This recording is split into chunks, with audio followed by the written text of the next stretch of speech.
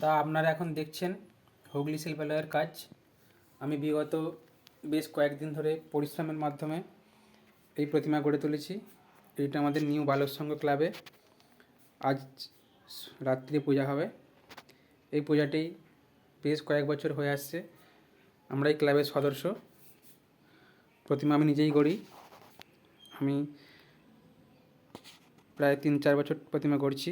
শুধু শিবরাত্রির প্রতিমাই নয়, এর সাথে সাথে আমি সরস্বতী, কালী, 3টি পূজাই হয় আমাদের ক্লাবে, তাই গড়ে আসছি। তা প্রতিমাটি কেমন হয়েছে আপনারা কমেন্টে জানাবেন। এই শিব, দুর্গা, গণেশ আছে, দেখুন কাজ।